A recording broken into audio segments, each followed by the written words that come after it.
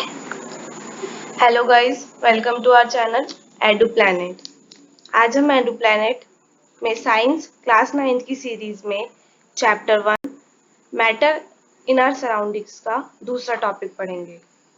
अगर आपने इसके पहले के टॉपिक्स नहीं पढ़े तो पहले उन्हें पढ़िए, जिनकी लिंक डिस्क्रिप्शन में गिवन है। और अगर आपको उन टॉपिक्स में कोई भी डाउट हो तो कमेंट सेक्शन में पूछिए, और आगे पढ़ाए जाने वाले टॉपिक में भी कोई भी डाउट हो तो भी कमेंट सेक्शन पे पूछिए। So let's start the video with the new topic of this topic, effect of change of temperature and pressure. Temperature को चेंज करने से या प्रेशर को चेंज करने से क्या इफेक्ट पड़ता है हमारे मैटर्स पे। जो मैटर होती है, मैटर स्टेट ऑफ मैटर होती है, वो तीन होती हैं: सॉलिड, लिक्विड एंड गैस। हम उन्हें चेंज कर सकते हैं या तो टेम्परेचर को चेंज करके या फिर प्रेशर को चेंज करके। अब एक एग्जांपल लेते हैं, आइस, बर्फ। बर्फ जो होती है वो सॉलिड की होती है। अगर हम उसका टेम्परेचर बढ़ा दें तो वो लिक्विड में कन्वर्ट हो जाती है, मतलब पानी में। उसके बाद अगर हम पानी का भी टेम्परेचर बढ़ा दें तो वो वेपर स्टेट में चली जाती है, मतलब पानी के जो है वो धुआं बन के उड़ने लगता है, जो गैसियस स्टेट होती है। और ऐसे ही अगर हम टेम्परेचर कम करते जाएंगे तो वो वापस लिक्विड में, फिर लिक्विड से सॉलिड में कन्वर्ट होती जाएगी। Inter conversion of the state of matter. Temperature या प्रेशर या टेम्परेचर और प्रेशर दोनों को चेंज करने से फिजिकल स्टेट एक स्टेट से दूसरे स्टेट में कन्वर्ट हो सकती है। जैसे अगर हम सॉलिड को हीट करेंगे तो उसमें लिक्विड में कन्वर्ट हो जाएगी, और उस प्रोसेस को फ्यूजन कहते हैं। और लिक्विड से सॉलिड में आने के लिए हमें टेम्परेचर को कम करना पड़ेगा, तो उसे सॉलिडिफिकेशन कहते हैं।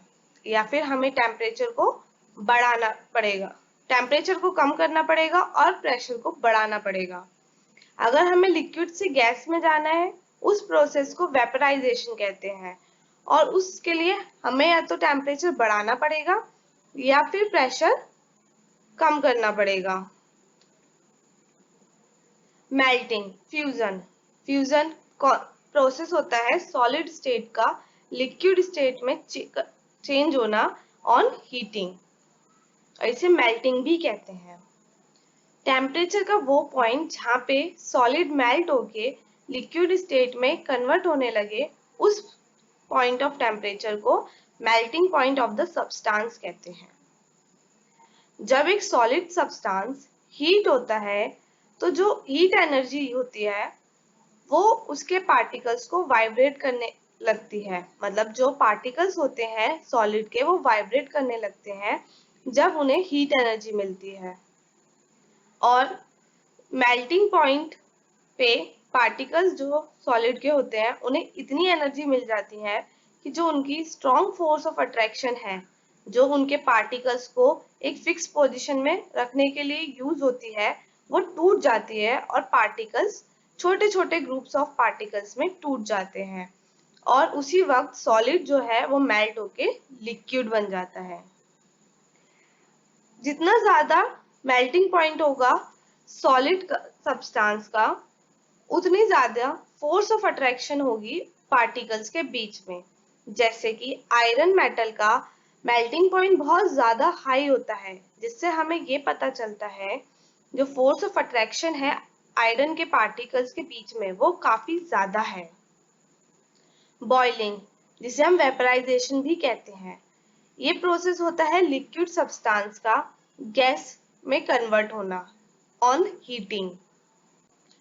जिस पॉइंट ऑफ टेम्परेचर पे लिक्विड बॉयल हो और चेंज हो जाए गैस में, उस पॉइंट ऑफ टेम्परेचर को हम boiling point of the liquid और boiling point of the substance कहते हैं। कंडेंसेशन, कंडेंसेशन होता है चेंजिंग अ गैस, मतलब हमारी जो गैस स्टेट है उसका लिक्विड में चेंज होना बाय कूलिंग, टेम्परेचर के कम होने पे। जो प्रोसेस है चेंज होने का उसे हम कंडेंसेशन कहते हैं। जैसे कि जब स्टीम चेंज होती है पानी में, मतलब स्टीम वाटर वेपर्स जो होते हैं उनको अगर हम ठंडा करें तो वो पानी में चेंज होगा और उसी को हम कंडेंसेशन ऑफ स्टीम कहते हैं। और अगर हम उसको हीट करेंगे मतलब बॉइलिंग तो उसे वेपराइजेशन कहते हैं। फ्रीजिंग फ्रीजिंग होता है the process of changing a liquid into the solid. जैसे हम आइस को फ्रीज करते हैं फ्रीजर में रखकर, उस प्रोसेस को सॉलिडिफिकेशन कहते हैं। जब एक लिक्विड कूल होता है, जब एक लिक्विड को हम ठंडा करते हैं तो वो अपने पार्टिकल्स की एनर्जी को लूज करता है। अगर जब लिक्विड बहुत ज्यादा ठंडा हो जाता है मतलब उसके फ्रीजिंग पॉइंट तक, तो जो उसके पार्टिकल्स होते हैं वो मूव करना बंद कर देते हैं, वाइब्रेट करना बंद कर देते हैं, एक ही पोजीशन पे रहते हैं।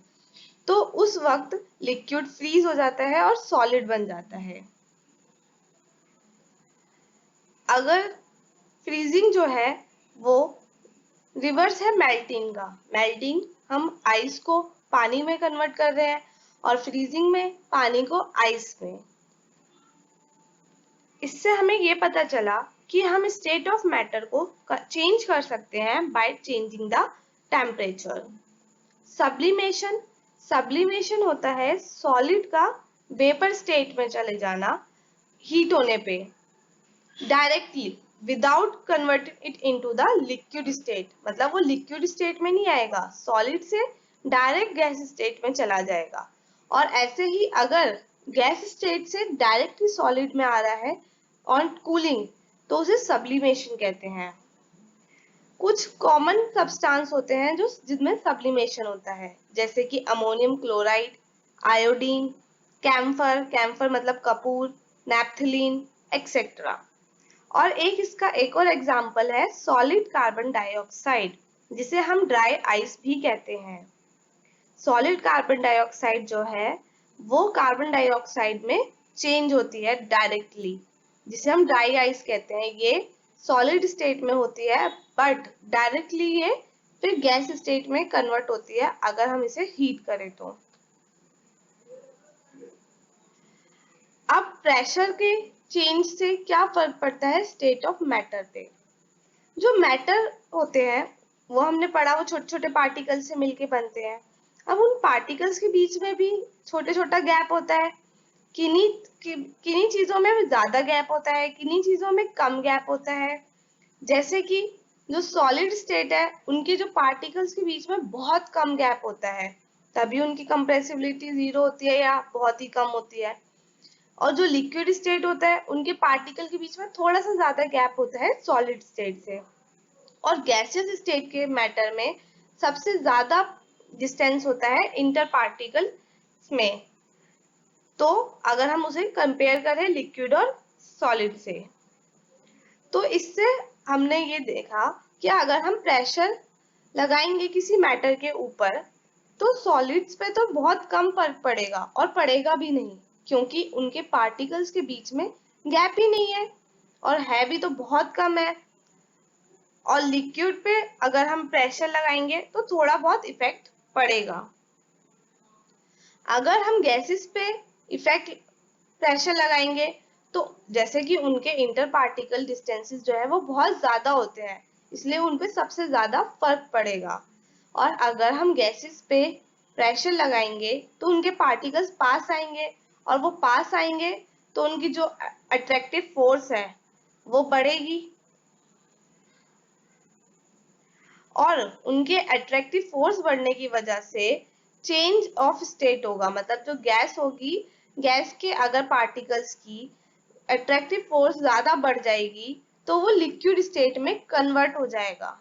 और ऐसे ही अगर हम प्रेशर को कम कर देंगे तो लिक्विड से वो वापस गैस में भी आ सकता है। Thank you guys for watching this video. Subscribe our channel for new videos and do like and share. और अगर आपको कोई भी डाउट हो इस वीडियो से रिलेटेड या किसी भी वीडियो से रिलेटेड तो हमें कमेंट सेक्शन में बोलिए। Thank you.